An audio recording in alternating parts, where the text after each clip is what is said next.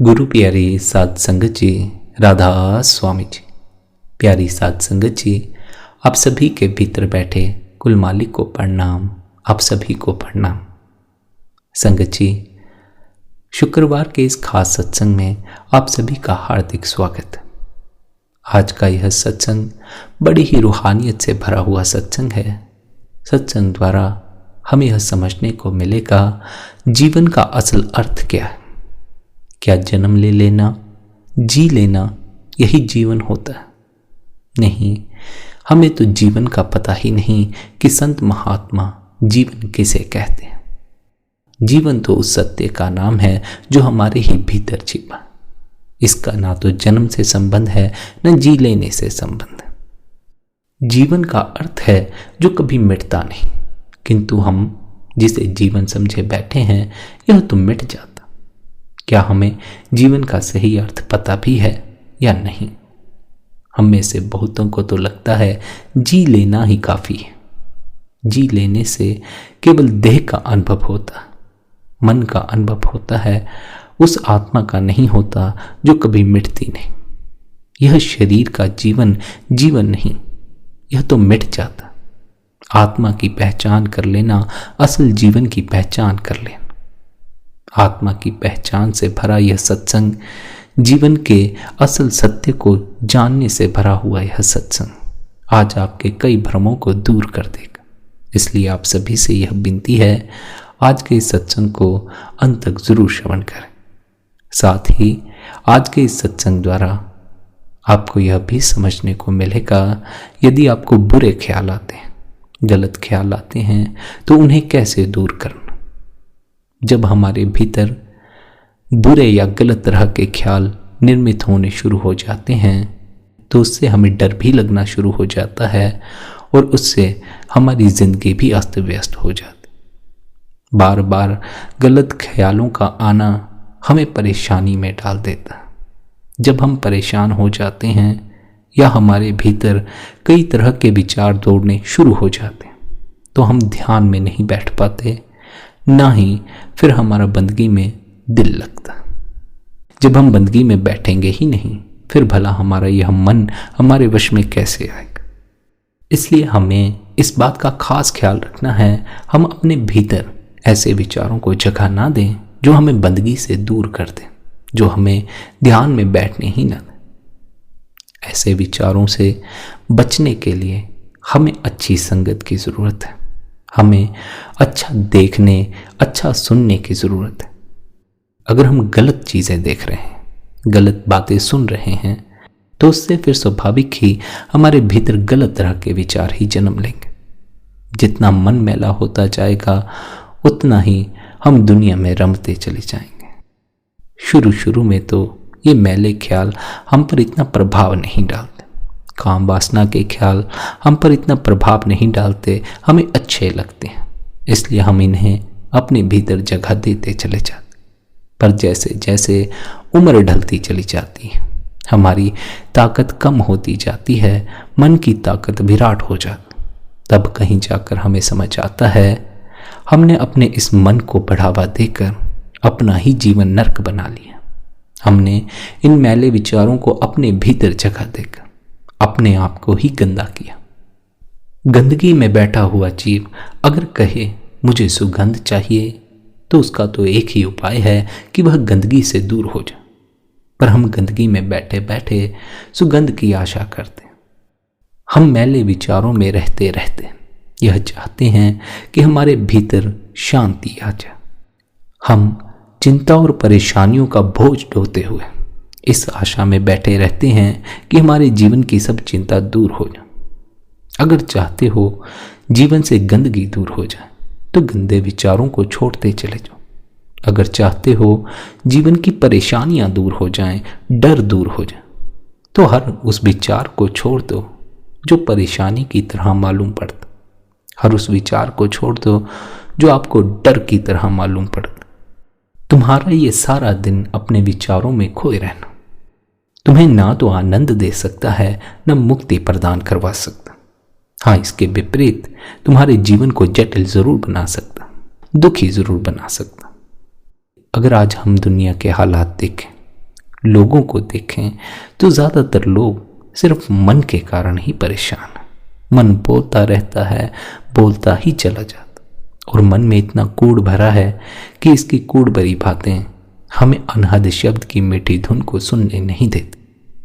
वह धुन जो इस मन को निर्मल करती है, हम उस धुन को छोड़कर इस मन को पकड़ लेते हैं जो दुनिया का आशिक हुए बैठा। ऐसे में फिर हमें जीवन की खबर नहीं लगती, बल्कि हम जिससे परिचित होते हैं वह केवल जीना है। जीने का अर्थ है जितनी सांस मालिक ने दी है, यह देह का जामा जितने वक्त के लिए दिया है उतने समय के लिए जी लेना। किंतु जीवन का अर्थ यह नहीं है। जीवन कभी नहीं मिटता। जीवन का देह से कोई संबंध नहीं, मन से कोई संबंध। जीवन का अर्थ है आत्मा की पहचान कर लेना। जीने का अर्थ है केवल देह की पहचान तक ही सीमित रह जाना। हमें संत महात्मा देह तक ही सीमित रहने का उपदेश नहीं देते। आप भी सत्संग सुनने हर रोज आते हैं, आपको भी हर रोज यही उपदेश दिया जाता है कि हमने केवल देह या मन के तल तक ही सीमित नहीं रहना। अपने होश को जगाना है, जागरण को निरंतर बढ़ाते हुए अपनी आत्मा की पहचान तक पहुंचना। वहीं से तो असल जीवन की शुरुआत होती, वहीं से आनंद की शुरुआत होती। पर हम देह के जीवन को पर्याप्त समझे बैठे। अब जो देह के लिए ही जीता रहेगा, देह का बोझा ही ढोएगा। देह की कई परेशानियां, देह के साथ मन भी है, मन की कई इच्छाएं, बड़ी भागदौड़ है, जिंदगी भर का बोझ। इस बोझ से अपने को हल्का करना। यह बोझ तुम्हारी चालाकी या अकल से दूर नहीं होगा। इसके लिए तो रोज ध्यान में बैठना होगा। रोज ध्यान में बैठने से मन अपने आप ही मर जाता, मन की मैल अपने आप ही उतरनी शुरू हो जाती। तब कहीं जाकर जीवन के असल द्वार खुलते हैं, वरना उससे पहले तो हम जी भी रहे होते हैं पर जी नहीं रहे होते। एक ढंग से मर मर कर जी रहे होते। मर मर कर जीना भी कोई जीना होता। मर मर कर जीने से तो बेहतर यही है कि हम जिए ही नहीं। पर संत महात्मा हमें क्या समझाते हैं? ऐ प्यारे, हमने अपने इस जीवन को बेहतर बनाना है। मर मर कर नहीं जीना है, सच में जीना है, पूरे प्राणों से जीना। उसके लिए यह जरूरी है कि हमें जीवन की असल परिभाषा पता, असल मतलब पता। हमें तो जीवन का असल मतलब ही नहीं पता। जीवन का असल मतलब क्या है, इसके बारे में भी समझ लेते। जन्म के साथ ही जीवन मिल जाता हो, ऐसा नहीं है। जन्म तो केवल अवसर है जीवन को उपलब्ध करने का, लेकिन जन्म ही जीवन नहीं है। जन्म तो एक तरह से मृत्यु ही है, क्योंकि मृत्यु का अस्तित्व बिना जन्म के पैदा नहीं होता। जन्म हो जाए तो मरण भी होना निश्चित हो जाता। लेकिन जो जन्म और मृत्यु के बीच में घटित होता है, हम केवल उसे ही जीवन समझकर बैठ जाते। जीवन का अर्थ यह नहीं होता कि वह किसी दिन मिट जाता हो। जीवन कभी नहीं मिटता। जीवन अनंत है, उसका कोई अंत पाया नहीं जा सकता। जो जन्म और मृत्यु के बावजूद भी शेष रहता है, वही जीवन होता। जन्म और मृत्यु के फासले के बीच हम जितना भी जीते हैं, वह जीवन नहीं होता। वह तो केवल जीवन को उपलब्ध करने का अवसर होता। जीवन का अर्थ है कि आप मरने के बावजूद भी नहीं मरे। जीवन का अर्थ है कि आप अपने जन्म से भी पहले थे। आपका अस्तित्व जन्म पर निर्भर नहीं करता, और ना ही आपका अस्तित्व मृत्यु के साथ मिट जाता। जब आप उस अस्तित्व की पहचान कर लेते हैं जो जन्म से पहले भी था, जन्म के बाद भी है, वही असल जीवन होता है। उस जीवन की हमें कोई खबर नहीं। हमें जिस जीवन की खबर है, वह देर सवेर मिट जाने वाला जीवन है। क्या आप जानते हैं जो कुछ आपने जीवन में इकट्ठा किया है, अगर वह आपसे छीन लिया जाए तो आपको बड़ी पीड़ा का अनुभव होगा। जिन लोगों के साथ रहने में आपको आनंद आता है, जिनके बगैर आपका जी नहीं लगता, जब वे आपसे छिन जाएंगे तो आपको बड़ी पीड़ा का अनुभव होगा। और यह पीड़ा तब तक जीव को अनुभव होती रहती है जब तक उसे स्वयं की पहचान न हो जाए। स्वयं की पहचान का अर्थ है कि अब दूसरे से ना तो मोह रहा, ना दूसरे के सहारे की आवश्यकता रह गई। सहारा तो उसे एक का ही चाहिए, उसे एक परमात्मा का सहारा जिसे मिल जाता है, उसे किसी के सहारे की कोई जरूरत नहीं रह जाती। हम मोह में पड़े हुए जीव दूसरों से सहारा खोजते रहते, दूसरों से सहारा खोजते हैं, दूसरों में उलझ जाते हैं, दूसरों से मोह कर बैठते हैं, फिर दूसरों के बिना हमारा जी नहीं लगता। जब तक हम दूसरों में उलझे हुए हैं, जब तक हम अकेले रहने को राजी नहीं हैं, तब तक हमें असल जीवन की कोई खबर नहीं लगती। क्योंकि जो अनंत जीवन है, जो जन्म और मृत्यु के बाद का जीवन है, वहां आपके संगी साथी आपके साथ नहीं होंगे, वहां आपके रिश्तेदार आपके साथ नहीं होंगे, आपके यार दोस्त आपके साथ नहीं होंगे, आपके परिवार वाले आपके साथ नहीं होंगे। ना वहां धन होगा, ना वहां आपका मकान होगा, ना वहां आपकी गाड़ी होगी, वहां कुछ भी नहीं होगा सिवाय शून्य के। पर सभी जीव तो शून्य का अनुभव नहीं करना चाहते। सभी जीव तो यह नहीं चाहते हैं कि उनसे उनका धन छिन जाए, उनसे उनके यार दोस्त छिन जाए, उनसे उनका घर बार छिन जाए। हालांकि छिन सभी का जाता, कोशिश सभी यही करते हैं अपने धन को बचाए रख सके, कोशिश सभी यही करते हैं अपने संबंधों को बचाए रख सके। लेकिन अंत में ना तो कोई भी अपने धन को बचा पाता है, ना ही अपने संबंधों को बचा पाता। अंत की बात तो छोड़ो, जिंदगी में इतनी घटनाएं होती हैं, इतनी बार हमारे संबंध टूटते हैं, इतनी बार हमें नफा होता है, लेकिन फिर भी हम इस बुलेखे में बैठे रहते हैं कि हमसे कुछ नहीं छिनने वाला। छीन तो जीते जी ही जाता है, लेकिन हम सोए हुए हैं, इसलिए हमारी इस तरफ कभी भी नजर नहीं जाती। हमारी इस मूर्छा को जब मृत्यु तोड़ती है तो हमें बड़ी पीड़ा होती। होनी ही चाहिए जिस व्यक्ति ने जीवन भर अपने संबंधों को बचाए रखने का प्रयास किया हो, अंत में उसके संबंध उससे छीनते हो तो पीड़ा का अनुभव तो अवश्य ही हो। जिसने जीवन भर अपने धन को संजो संजो कर रखा, किसी को एक पाई तक नहीं दी, जीवन भर कंजूस बना रहा, अंत में जब उसे धन छोड़कर जाना पड़ेगा, पीड़ा का अनुभव तो करना ही होगा। हमारी अंतिम पीड़ा यही है कि अंत में हमें सब कुछ छोड़ जाना पड़ता। कोई एक चीज नहीं रह जाती जिसे हम अपना कह सके। एक सुई, एक तिनका तक भी हमारे साथ नहीं जाता, एक तिनके तक को हम अपना नहीं कह सकते। जब हम इस संसार में कुछ लेकर ही नहीं आए थे, तो यहां से कुछ लेकर जा भी नहीं सकते। जैसे खाली हाथ आए थे, वैसे ही यहां से खाली हाथ जाते भी हैं। लेकिन जीव जीते जीते ऐसे भ्रम इकट्ठे कर लेता है, वह सोचने लग जाता है कि शायद वह यहां से कुछ इकट्ठा करके अपने साथ ले जा सकता। कोई भी कुछ भी अपने साथ नहीं ले जा सकता। जब आए ही खाली हाथ थे, जब आते समय ही कुछ लेकर साथ न आ सके, तो जाते समय कुछ साथ लेकर कैसे जा सकोगे? जैसे आए हो वैसे ही चले भी जाना है, इसलिए तैयारी रखनी होगी। अगर वैसे ही जाने की तैयारी नहीं है तो जाना हो न सकेगा। फिर आप जाने को राजी नहीं होंगे, बार बार लौट कर पीछे इस संसार की तरफ देखेंगे। जाना तो पड़ेगा खाली हाथ, लेकिन बार बार भरे हुए हाथों की याद आनी शुरू हो जाएगी। और ख्याल रखना, अंतिम वेला में जिन बातों के सिमरण में हम प्राण त्याग देते हैं, उन्हीं में लौट कर फिर से जन्म ले बैठते। उन्हीं में लौट कर जन्म लेने से अर्थ है दोबारा इस संसार में जन्म ले लेते। अगर धन की आकांक्षा में प्राण त्याग दिए तो धन इस माया की नगरी का हिस्सा है, लौट कर इस माया की नगरी में आ जाओगे। अगर परिवार की याद में प्राण त्याग दिए तो परिवार इस माया की नगरी का हिस्सा है, फिर से लौट कर संसार में आ जाओगे। अगर परमात्मा के स्मरण में प्राण त्यागते हो तब फिर परमात्मा में समा जाओगे, फिर यहां नहीं आओगे। लेकिन आखिरी वेला में परमात्मा के स्मरण में मरना बड़ा ही कठिन होता है। जो जीवन भर जिया हो धन के पीछे, जीवन भर जिया हो परिवार के पीछे, जीवन भर जिया हो माया के भुलेखे में, वह आखिरी वेला में परमात्मा के स्मरण में कैसे मर सकता? आखिरी वेले में तो उन्हीं को परमात्मा का स्मरण आता है जिन्होंने अपनी जिंदगी परमात्मा की याद में गुजारी।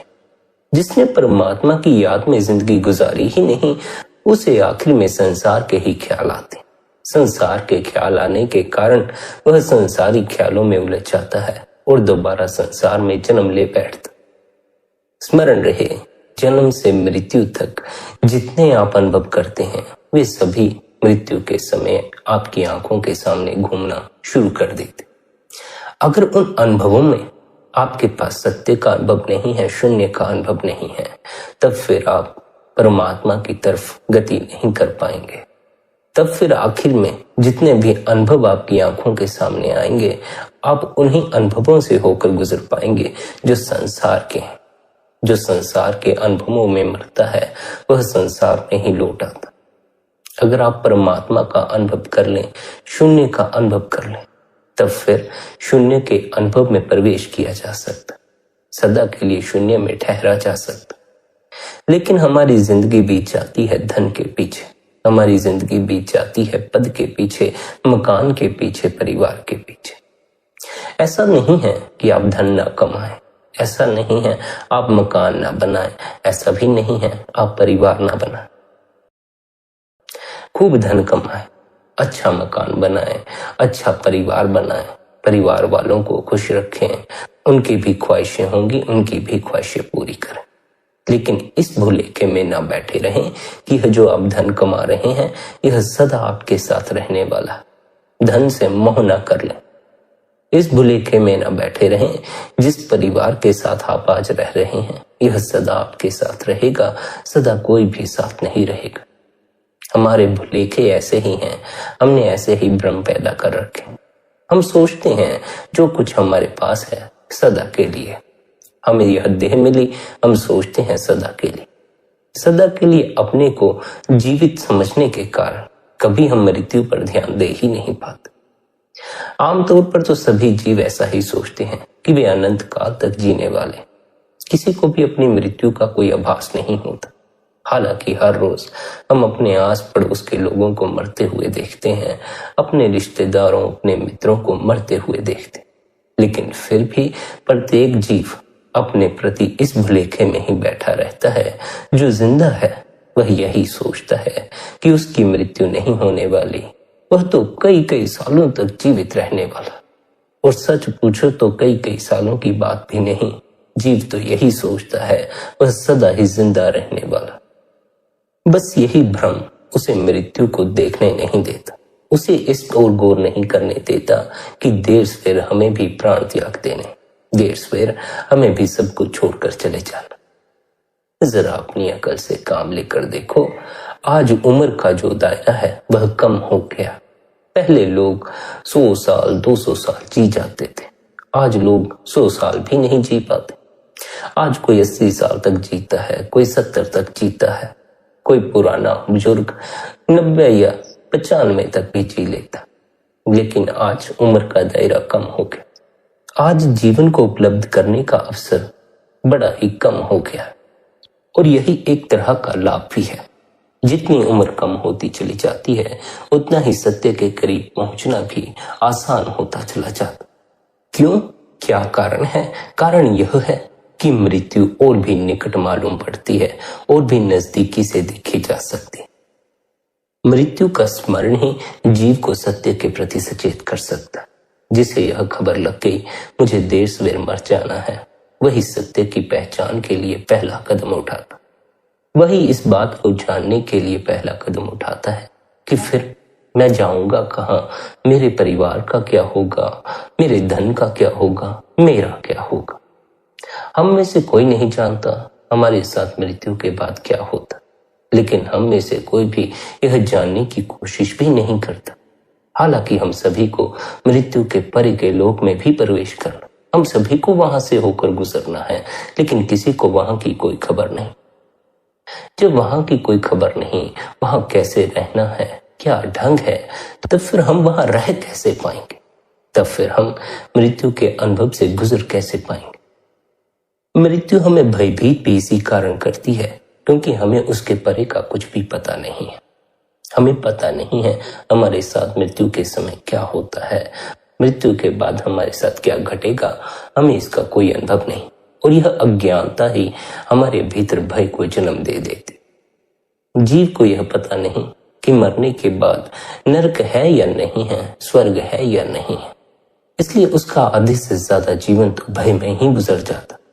किस बात का भय? इस बात का भय कि वह कहीं कुछ ऐसा न कर बैठे कि नरक में जाना पड़े।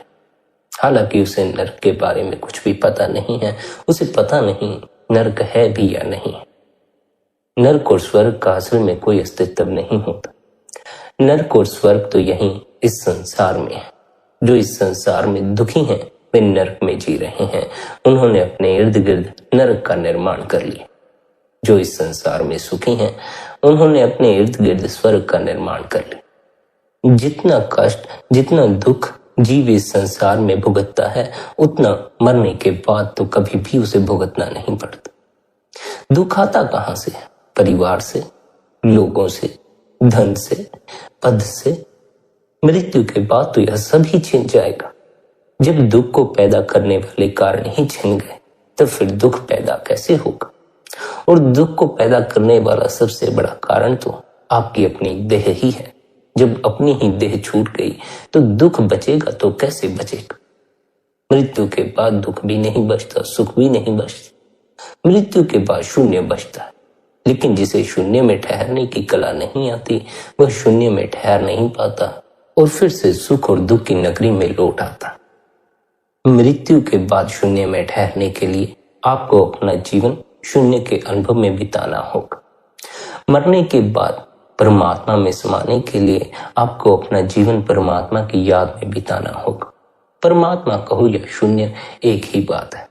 सत्य कहो या परमात्मा एक ही बात है। शब्दों का भेद है लेकिन इशारा उस एक परमात्मा की तरफ ही है, उस एक अस्तित्व की तरफ ही है जिसमें समाकर हमें फिर दोबारा इस संसार में आने की आवश्यकता नहीं रह जाती। स्मरण रहे जब तक आवागमन का चक्र बना हुआ है आप लौट लौट कर संसार में आते रहेंगे। लौट लौट कर संसार में आने का अर्थ क्या है? इसका तो केवल यही अर्थ है कि लौट लौट कर बार बार अपने आप को दुख में डालना। इस भूलेखे में मत बैठे रहना कि इस जीवन बड़ा दान पुण्य करोगे तो अगला जीवन सुख में जियोगे, अगले जीवन में दुख नहीं होगा। सुख के साधन तो अवश्य मिल जाएंगे लेकिन सुख नहीं मिलता। सुख के साधनों से सुख कभी भी आता नहीं है। दान पुण्य करने से सुख का कोई भी संबंध नहीं है। सुख का संबंध तो स्वयं की सत्ता को हासिल कर लेने से है, सत्य की पहचान कर लेने से। किस सत्य की पहचान कर लेने से? इस सत्य की पहचान कर लेने से कि सारे दुख का कारण यह संसार ही है, यह देह ही है। इस देह में बार बार लौट आना ही दुख बन जाता। लेकिन हमें इस सत्य की कोई पहचान नहीं और ना ही कभी हम इस ओर गौर करते। हम कभी इस ओर गौर नहीं करते। अगर संसार में सुख होता तो हमने ऐसा क्या नहीं किया जिससे हमें सुख हासिल हो। हम तो सब कुछ करके देखते हैं जिससे हम सुखी हो जाए। यहाँ हाथ मार के देखते हैं, वहां हाथ मार के देखते, लेकिन सुख कहीं से हासिल नहीं होता। फिर दुख लौट आता। लौट ही आएगा। क्यों लौट आएगा? क्योंकि इस संसार में सुख किसी को भी उपलब्ध नहीं होता। उन्हें ही उपलब्ध होता है जो इस संसार से परे चले गए, इस माया की नगरी से परे चले गए, अपने स्वयं में ठहर गए या यूं कहो शून्य में ठहर गए। जो शून्य को नहीं जानते, जो केवल द्वैत में उलझे बैठे, वे जीवन भर दुखी ही रह जाते। धनी से धनी आदमी भी दुख में पड़ा हुआ है। पड़े होने का कारण यही है कि स्वयं की सत्ता हासिल नहीं है। हालांकि धन हमारे कितने ही मसले हल कर देता है, हमें कितनी ही मुसीबतों से आराम दिला सकता है, लेकिन धनी व्यक्ति का भी ध्यानी होना बड़ा ही जरूरी है। बिना ध्यान के जो कुछ जीवन में करोगे वही दुख का कारण बनता चला जाएगा। ध्यान के साथ जो कुछ करोगे वही सुख में तब्दील होता चला जाएगा। ध्यानी के हाथ में धन हो तो धन भी सुख लाता। ध्यानी किसी पद का अधिकारी हो तो पद भी सुख लाता। ध्यानी अगर परिवार में हो तो परिवार भी सुख लाता। पर अगर कोई ध्यानी ना हो, कोई मन में ही खोया हो, मन में ही रहा हो, तो मन में रहने वाला जीव तो परिवार में भी दुख पाता है, पद में भी दुख पाता है, धन में भी दुख पाता। इसलिए हमें बार बार ध्यान का उपदेश दिया जाता। क्यों दिया जाता है? क्योंकि ध्यान द्वारा हम मन के कहे डोल नहीं जाते। ध्यान द्वारा हम अपने स्वयं का अनुभव करते हैं और स्वयं के अनुभव द्वारा हम मन की चाल में फंसने से बच जाते। अगर हमें स्वयं का अनुभव ना हो, अपनी आत्मा का अनुभव ना हो, तो मन हमें उलझाए ले जाता। अगर मन से जुड़ा हुआ जीव धन से जुड़ जाए तब वह धन का इस्तेमाल अपने ही मतलब के लिए करता है, धन का इस्तेमाल अपनी ही ख्वाहिशों की पूर्ति के लिए करता है। जब ध्यानी के हाथ में धन होता है तब वह समाज कल्याण के लिए धन का उपयोग करता है। अपने लिए तो करता ही करता है, दूसरों के भी भलाई का काम करता। लेकिन हमारे भीतर दूसरों की भलाई कहाँ? हम तो भिखारी को देखकर भी यह कह देते हैं, तुम्हारे हाथ पैर सलामत हैं, कोई काम काज क्यों नहीं करते? किसी को धन देने की हिम्मत तो हमारे भीतर जरा भी नहीं है, लेकिन किसी को सलाह देनी हो तो हम तत्क्षण तैयार हो जाते। और हमारा यह दूसरों को सलाह देना ही हमारे जीवन में नुकसान का कारण भी बन जाता। कोई भी दूसरा किसी की सलाह नहीं मानता है। बच्चे भी माँ बाप की सलाह नहीं मानते हैं और ना ही माँ बाप ने भी कभी अपने माँ बाप की सलाह मानी होती है। सभी अपने मन के कहे अनुसार ही चलते हैं, लेकिन सभी दूसरों को सलाहें देना शुरू कर देते हैं, क्योंकि मुफ्त है, इसे देना आसान है और इसे देने में अपना कुछ कम नहीं होता। अगर धन दूसरे को देना हो तो अपने पास कम होता है, इसलिए धन तो हम देने से रह जाते। पर क्योंकि सलाह देने से हमारा कुछ घटता नहीं, हम दिन भर सलाहें देने में लगे रहते। कभी बच्चों को सलाह दे रहे हैं, कभी मित्रों को सलाह दे रहे हैं, कभी किसी को सलाह दे रहे हैं, कभी किसी को सलाह दे रहे हैं। सुनता तो हमारी कोई भी नहीं है। हमारा मन तक हमारी बात नहीं सुनता तो दूसरे का मन हमारी बात कैसे सुनेगा? हमारा अपना मन ही हमारे बस से बाहर है तो दूसरे हमारे वश में कैसे हो सकते? लेकिन कोशिश हमारी यही होती है कि दूसरे हमारी सलाह माने, दूसरे हमारे अधीन रहे। दूसरों को सलाहें मत दो, दोगे तो अपने संबंध बिगाड़ कर बैठ जाओगे। दूसरे को सलाह देने का अर्थ है मैं तुमसे ज्यादा समझदार हूं, तुम मेरी बात मानो। लेकिन इस संसार में प्रत्येक व्यक्ति अपने को दूसरे से ज्यादा समझदार समझता। हर आदमी अपने को काबिल और दूसरे को मूर्ख समझता है, और जो अपने को समझदार समझता है दूसरे को मूर्ख समझता है, वह दूसरे की सलाह क्यों मानेगा? वह तो अपनी ही मनमानी करेगा। यहाँ सभी अपने को समझदार समझते हैं, इसलिए सभी अपनी ही मनमानी करते हैं, दूसरे की कोई भी सलाह नहीं मानते। इसलिए जो दूसरों को सलाहें दी जाती हैं वे सभी व्यर्थ चली जाती। इससे केवल संबंध बिगड़ते। दूसरों को हमारा सलाह देना पसंद नहीं आता, इसलिए कई बार लोग कह भी देते हैं कि तुम सलाह देने वाले कौन होते? मेरी जिंदगी है, मैं जैसे चाहूं वैसे जी। सबके भीतर मन है, सबके भीतर अहंकार है, और अहंकार सभी को यही कहता है कि तुम दूसरे से ज्यादा काबिल हो, तुम दूसरे से ज्यादा अक्लमंद हो, दूसरे की मानने की कोई आवश्यकता नहीं। इसलिए सभी दूसरों की सलाहें ठुकरा देते, और जो सलाहें देते हैं उनके प्रति रोष पैदा हो जाता है। अगर आप चाहते हैं आपके दूसरों से संबंध न बिगड़े तो दूसरों को सलाहें देना बंद कर दें, दूसरों की स्वतंत्रता छीनना बंद कर दें, दूसरों पर किसी तरह की कोई पाबंदी, किसी तरह की कोई रोक रुकावट ना रखें। हालांकि ऐसा करना इतनी आसान बात नहीं है। इसके लिए तो कोई ऐसा जीव चाहिए जो मन और माया के पार सोचता हो, मन और माया के अनुभव से परे जीता हो। जो मन में ही जीता है वह दूसरे को स्वतंत्रता नहीं दे सकता। मन में जीने वाला पति अपनी पत्नी को स्वतंत्रता नहीं दे सकता। मन में जीने वाली पत्नी अपने पति को स्वतंत्रता नहीं दे सकती। मन में जीने वाले माँ बाप अपने बच्चों को स्वतंत्रता नहीं दे सकते। मन में जीने वाला जीव दूसरे को स्वतंत्रता नहीं दे पाता। लेकिन स्वतंत्रता ही हम सबकी आंतरिक ख्वाहिश है, हम सबकी आंतरिक चाह है। पूर्ण स्वतंत्र हो जाना ही हम सबको सुख की याद दिलाता है। आप देख लें, स्त्री और पुरुष जब तक बंधन में बंधे हुए नहीं होते, अकेले होते हैं, स्वतंत्र होते हैं, माँ बाप भी इतनी रोक रुकावट नहीं रखते हैं, अपने बच्चों को स्वतंत्रता देते, इसलिए उस स्वतंत्रता से सुख पैदा हो जाता। पर जैसे ही बंधन में बन जाते हैं स्वतंत्रता क्षीण हो जाती है, पहरे लग जाते हैं, रोक रुकावट खड़ी हो जाती। स्वतंत्रता के छीनते ही दुख का जन्म भी होना शुरू हो जाता। प्रत्येक व्यक्ति की आंतरिक चाह पूर्ण स्वतंत्र होने की चाह है। मोक्ष का क्या अर्थ है? बंधन से मुक्त हो जाना, स्वतंत्र हो जाना। फिर चाहे देह का बंधन हो, मोह का बंधन हो, धन का बंधन हो, लोभ का बंधन हो, किसी भी तरह का बंधन हो, प्रत्येक तरह से मुक्त हो जाना ही मोक्ष को उपलब्ध हो जाना। आत्मा की स्वतंत्र होने की चाह अनेकों जन्मों से बाकी बनी रही है। आत्मा कभी स्वतंत्र नहीं हो सकी, सदा बंधी ही रह गई है, देह के बंधन में, संसार के बंधन में। आत्मा की तलाश पूर्ण स्वतंत्रता की तलाश है, लेकिन कोई भी अपने आप को पूर्ण स्वतंत्र नहीं कर पाता। सब अपने आप को बांध कर बैठ जाते। कोई अगर स्वतंत्र है तो यह समाज उसे स्वतंत्र नहीं रहने देता, उसे भी बांध देते हैं। सभी को बंधन में बांधे रखने में यह समाज पूरी तरह कुशल हो चुका। जो भी यहाँ जन्म लेता है ये उसे ही बंधन में बांधना शुरू कर देता। यहाँ के लोग, यहाँ की तालीमें जीव को केवल बंधन की ओर ले जाती। जीव बंधन में बनता चला जाता है, दुख का निर्माण होता चला जाता। बंधन स्वतंत्रता छीन लेते हैं और स्वतंत्रता सुख का कारण बनती है। अगर आप स्वतंत्र नहीं हैं, आपके ऊपर किसी एक का भी पहरा है, कोई एक भी आपके सर पर खड़ा रहता है, तो बस फिर आपका जीवन तहस नहस हो गया। फिर आप अपने आप में ही घुट घुट कर मरते रहें।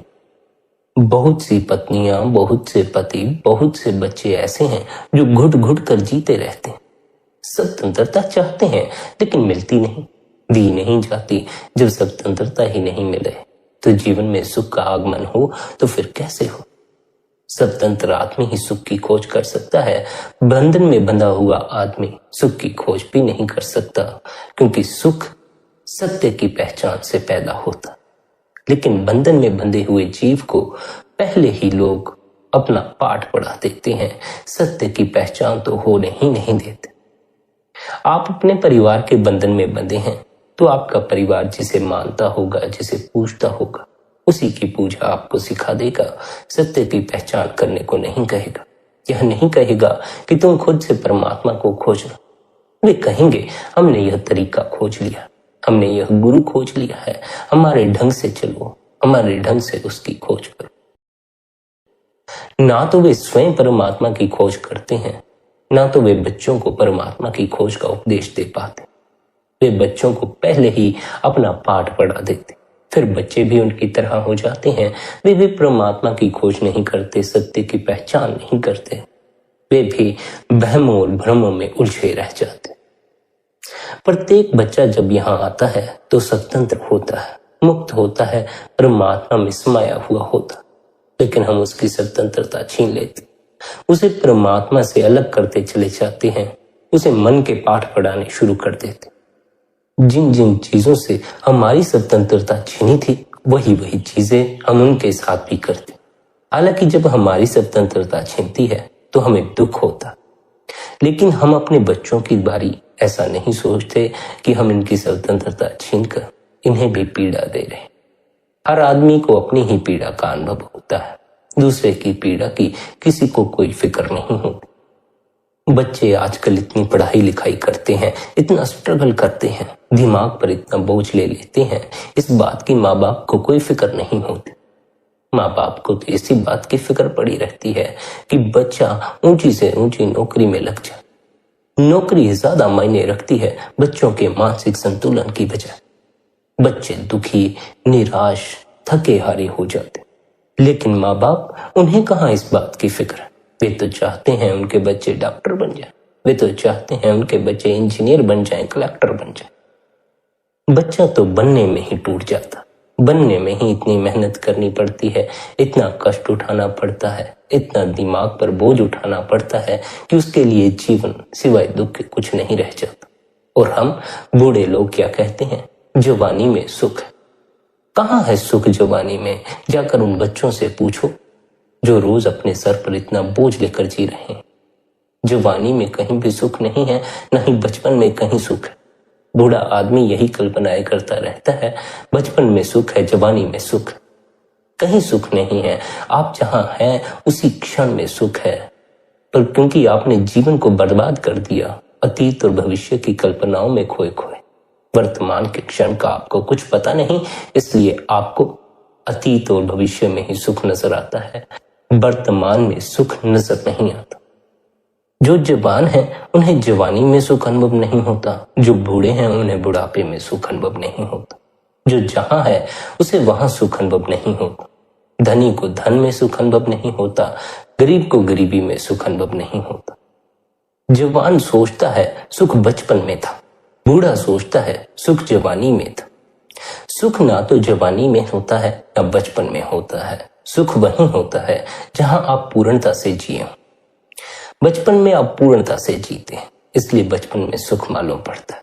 जवानी में पूर्णता से जीना कम हो जाता है, कई तरह के बंधन हो जाते हैं, कई तरह से स्वतंत्रता विक्षिप्त हो जाती है। जवानी में मन का जोर होता है, जिस कारण हम पूर्णता से जी नहीं पाते। बुढ़ापे में तो हम और भी कम जी पाते। बुढ़ापे में तो हमारे अंदर इतनी भी ताकत नहीं होती कि हम अपने इस मन के उपद्रव को शांत कर सकें। बुढ़ापे में ताकत कमजोर हो जाती है, फिर मन को वश में करना कठिन हो जाता। मन और भी तेजी से जोर मार। जब आपका मन आपको जोर मारना शुरू कर देगा, तब आपके लिए जीवन दुख हो जाएगा। जवानी में जितना मन जोर मारता है, उससे अधिक बुढ़ापे में मारता। क्यों? क्योंकि जवान के पास इतनी ताकत तो है कि वह अपने मन को दबा दे, लेकिन बूढ़े में इतनी भी ताकत नहीं है कि वह अपने मन को दबाए। उसके भीतर तो जब मन उपद्रव लेके खड़ा होगा, उसे उस उपद्रव में उलझना ही होगा। जवान के भीतर यह ताकत है कि वह या तो मन को दबा दे या मन से ऊपर उठ जाए। इसलिए सद्गुरु बार बार समझाते हैं कि जवानी एक अवसर है, इस अवसर को खो मत देना। इस अवसर का लाभ उठा लो, इसमें तुम्हारे भीतर मन से परे जाने की ताकत भी मौजूद है। इस अवस्था में अगर तुम चाहो तो मन से ऊपर उठ सकते हो, क्योंकि ताकत तो तुम्हारे भीतर भरपूर है, बस उसे दिशा देने की आवश्यकता है। जो संसार की तरफ तुमने अपनी शक्ति प्रवाहित की है, उसे स्वयं की तरफ प्रवाहित करने की आवश्यकता है। लेकिन बुढ़ापे में ऐसा करना बड़ा कठिन हो जाता है।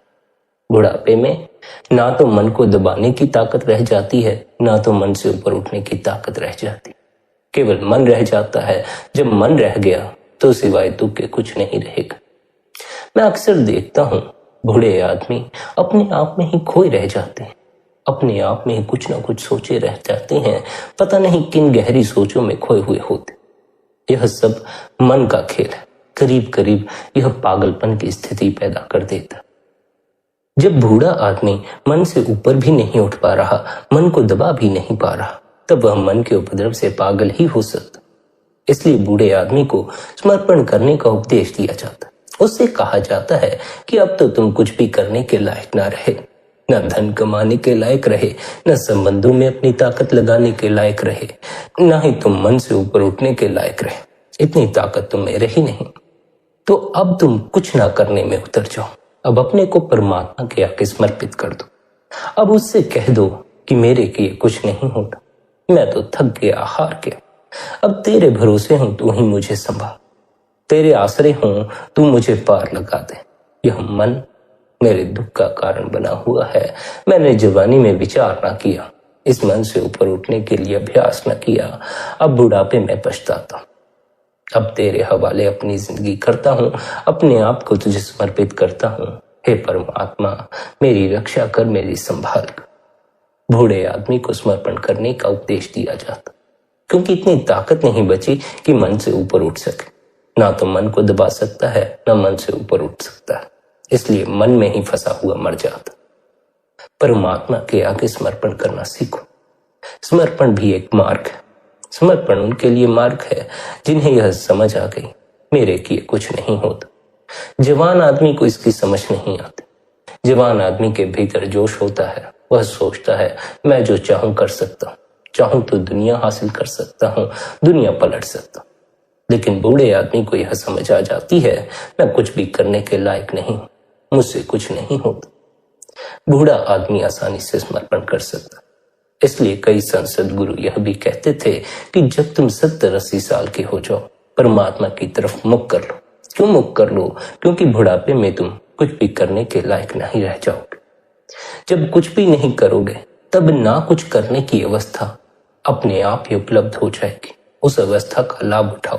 लेकिन उस अवस्था में भी लोग कुछ ना कुछ करने में अपने को उलझाए रखते। ना कुछ करने में कोई नहीं उतरता, कोई भी अपने को समर्पित नहीं करता। सब अपना अपना जिम्मा संभाले रखते हैं। अपना जिम्मा कब तक संभाल सकोगे? जीते जी तो अपना जिम्मा संभाल सकते हो, लेकिन अगर मौत सर पर आकर खड़ी हो गई, फिर अपने को कैसे बचाओगे? अपने को कैसे संभालोगे? भला अब तक कौन आदमी अपने आप को मृत्यु से बचा सका, मृत्यु से अपने को ऊपर उठा सका? कोई भी अपने को मृत्यु से बचा नहीं सकता। सभी को मृत्यु के द्वार से होकर जाना पड़ता है। केवल वही जो परमात्मा से जुड़ जाते हैं, वे मृत्यु के द्वार से साहस करके गुजरते हैं, खुशी खुशी गुजरते हैं। गुजरना तो सभी को है, लेकिन जो परमात्मा को जानते नहीं, सत्य की जिन्हें पहचान नहीं, वे मृत्यु के द्वार से गुजरते हुए बड़ी पीड़ा का अनुभव करते। उनके लिए मृत्यु दुख है, लेकिन संत जनों के लिए, सद्गुरुओं के लिए, साधकों के लिए, स्वयं का अनुभव करने वाले जीवों के लिए मृत्यु दुख नहीं है। उनके लिए मृत्यु परम सुख है, क्योंकि उन्हें फिर लौट कर देह के बंधन में नहीं आना पड़ता। उनकी मुक्ति हो जाती है, वे परमात्मा में समा जाते, उनका आवागमन का चक्कर खत्म हो जाता। जब यहाँ संसार में ही ना रहे, देह ही ना रही, तो जिस देह पर दुख आते थे, जिस संसार से दुख का जन्म होता था, तब फिर दुखी होने का कोई उपाय भी नहीं रह जाएगा। अगर कोई अपनी आत्मा का अनुभव करके मरता है, तब फिर मृत्यु उसके लिए अनंत जीवन का द्वार खोल देती है। फिर उसे कभी भी जन्म और मरण के चक्कर में फंसना नहीं पड़ता। स्मरण रहे, मृत्यु का केवल एक ही कारण है, और वह है जन्म। जन्मे हो तो मरना पड़ेगा। जन्म ही मृत्यु है, और हम जन्म और मृत्यु के बीच जो घटता है उसी को जीवन समझ लेते। नहीं, वह जीवन नहीं है। जीवन को पाने का अवसर है। जीवन वही है जो अनंत है, जो मृत्यु के परे भी है। अगर आप मृत्यु के परे क्या है उसे जानते हो, तभी आप असल जीवन को जी रहे हो। अगर आप केवल मृत्यु से पहले पहले की घटनाओं को ही जानते हो, मृत्यु से पहले क्या होगा, कैसे होगा, यही जानते हो, मृत्यु के बाद का आपको कुछ पता नहीं, तो आप असल जीवन नहीं जी रहे। तब फिर आपको असल जीवन की कोई खबर नहीं। जिस जीवन की आपको खबर है, अगर आप इसी को फिर जीवन समझे बैठे हो, तो देर सवेर यह भ्रम टूट जाएगा। जब मौत आएगी, इस भ्रम को तोड़ देगी कि यह जीवन वह जीवन नहीं जिसकी तुमने कामना की थी। हम सभी ने अनंत काल तक जीने की कामना की, और यह अनंत काल तक जीवित रहने की जो हमारी चाह है, यह इसीलिए पैदा होती है क्योंकि हमारे भीतर जो आत्मा छिपी बैठी है वह कभी नहीं मरती।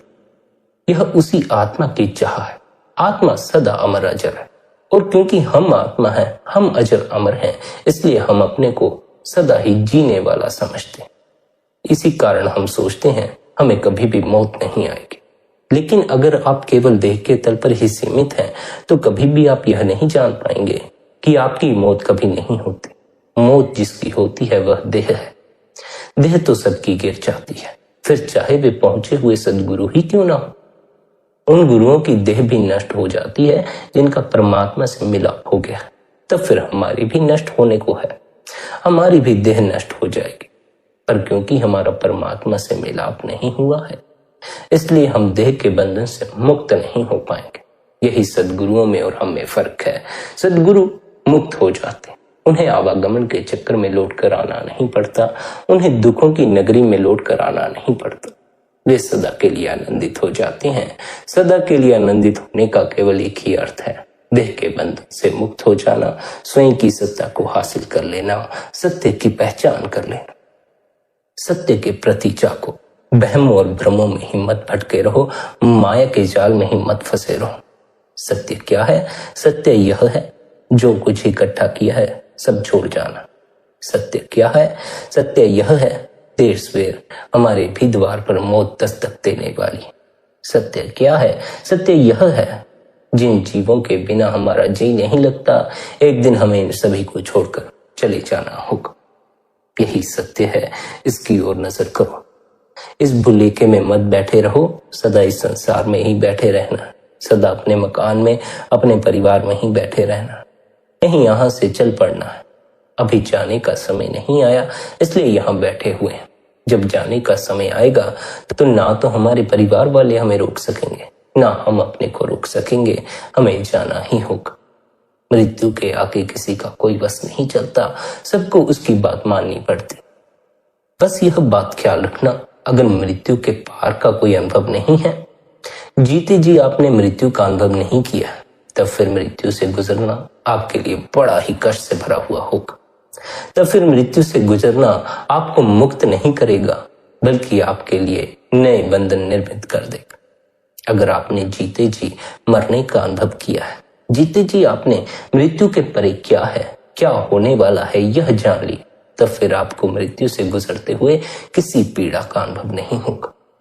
जो अज्ञात है उसका भय हमारे भीतर पैदा होता, जो अज्ञात नहीं है, जिसे जान लिया जाता, उसका भय हमारे भीतर से समाप्त हो जाता। जैसे अंधेरे में एक रस्सी पड़ी हो, टेढ़ी मेढ़ी वह रस्सी अंधेरे में सांप के होने का भय भी पैदा करती, लेकिन जब तक आपने उसे करीब जाकर जाना नहीं कि वह सांप है या रस्सी, तब तक आपके भीतर भय बना ही रहेगा। अगर आपने पास जाके जान लिया कि वह रस्सी है, तो भय समाप्त हो जाए। जो जान लिया जाता है उसका भय समाप्त हो जाता, लेकिन क्योंकि हमने जाना नहीं, हमने मृत्यु को केवल सांप ही समझा हुआ है, इसलिए हम भय खाते। हमें पता नहीं मृत्यु एक रस्सी की तरह, हम पास जाकर देखेंगे तो हमारा भ्रम दूर होगा। पास जाकर देखेगा कौन? जब कभी किसी ने मृत्यु की तरफ गौर ही नहीं की, तो मृत्यु के निकट जाने का साहस कौन करेगा? मृत्यु के निकट जाने का अर्थ समझ ले। इसका अर्थ यह है ध्यान में मरना, अपने अंतस की गहराई में डूबना। मृत्यु के निकट जाने का अर्थ अपने आप को मौत में धकेलना नहीं है, बल्कि अपने मन की मृत्यु में उतर जाना। मन की मृत्यु ही हमें प्रत्येक तरह के भय से मुक्त करती, और अगर हमारे इस मन की मृत्यु जीते जी ना हो, तो मरते वक्त यह मन हमें फिर संसार में ले आता। इसलिए हमें जीते जी इस मन की मृत्यु मरना है, जीते जी मन से ऊपर उठना है, जीते जी परमात्मा का स्मरण अपने भीतर बनाए रखना। ऐसा नहीं है कि सुबह शाम परमात्मा को याद कर लेना है, ऐसा है कि हर पल परमात्मा का स्मरण अपने भीतर बनाए रखना। लेकिन यह एक ही दिन में नहीं हो जाएगा। बार बार परमात्मा भूल जाएगा, बार बार वासनाएं, बार बार इच्छाएं हमारे सामने आकर खड़ी हो जाएं। परमात्मा तो इच्छाओं और वासनाओं के आगे फीका लगना शुरू हो जाता। जीव परमात्मा से ज्यादा अपनी वासनाओं और इच्छाओं की कदर करता है और उन्हीं की पूर्ति में लगा रहता। परमात्मा का स्मरण अपने भीतर बनाना है, ऐसा स्मरण बनाना है कि परमात्मा भूले नहीं, इच्छाएं और वासनाएं भूल जाएं, ऐसा स्मरण बनाना। लेकिन हमें इच्छाओं और वासनाओं के चक्कर में परमात्मा ही भूल जाता। भूलना है मन को, हम परमात्मा को भूल जाते। याद करना है परमात्मा को, हम मन को याद करते। बस यही हमारी दुविधा। जिसने जीवन भर मन को याद किया हो, वह आखिरी वेला में परमात्मा को याद नहीं कर सकता। जिसने जीवन भर परमात्मा को याद किया हो, वही आखिरी वेला में परमात्मा को याद कर सकता है। और यह ख्याल रखना, आखिरी वेला में जिस ओर ख्याल जाएगा उसी ओर आप जाएंगे। परमात्मा की ओर ख्याल गया, परमात्मा में समा जाएंगे। संसार की ओर ख्याल गया, संसार में लौट आएंगे। यहाँ लौट आए तो दुख उठाओगे, परमात्मा में समा गए तो आनंद पाओगे, सदा के लिए आनंदित हो जाओगे। इसलिए जीते जी ही अपने भीतर उतर जाओ, भीतर बैठे परमात्मा से जुड़ जाओ। फिर जीते जी भी आनंद है, फिर मरकर भी आनंद है। ना तो हमारे पास जीते जी आनंद है, ना मरने के बाद आनंद है। जीते जी भी डरे हुए हैं, मरने के बाद के भी भय पकड़े हुए हैं। जीते जी परमात्मा को याद करो, जीते जी मन की मृत्यु मरो, ताकि मरने का कोई भय ना रह जाए। जीते जी मृत्यु के अनुभव से होकर गुजरो, ताकि जब मृत्यु आए तो उसके अनुभव से गुजरते समय किसी भी पीड़ा का अनुभव ना हो। केवल अज्ञात का भय हमारे भीतर है। अगर हम जीते जी मृत्यु को जान लें तो मरते समय मृत्यु का भय हमें नहीं पकड़ता। जीते जी मृत्यु को जानने के लिए निरंतर ध्यान में बैठो, निरंतर अपने गुरु द्वारा दिए हुए अभ्यास की पालना करो। मन जैसे जैसे मरेगा, आप मृत्यु के अनुभव को ध्यान में ही अनुभव करना शुरू कर देंगे। मन की मृत्यु ही प्रभु से मिलन के द्वार खोलती। इसलिए आपसे यही विनती है, निरंतर ध्यान में बैठे, निरंतर भजन बंदगी करें, निरंतर ध्यान की मृत्यु मरे, मन की मृत्यु मरे। संगत जी, आज के इस सत्संग को यहीं पर विश्राम देते हैं। यदि आज का यह सत्संग आपको अच्छा लगा हो तो आज के इस सत्संग को आप अपने मित्रों और संबंधियों के साथ शेयर भी कर सकते हैं। साथ ही आप शबदधुन सत्संग चैनल को सब्सक्राइब करके हर रोज सुबह 5:30 बजे सत्संग का आनंद ले सकते हैं। बाकी आपकी अपनी मौज है। अपना ख्याल रखें, सबके प्रति भीतर भले की कामना रखें। इतने प्रेम और प्यार से आपने सत्संग को सुना, उसके लिए आप सभी का धन्यवाद। राधा स्वामी जी।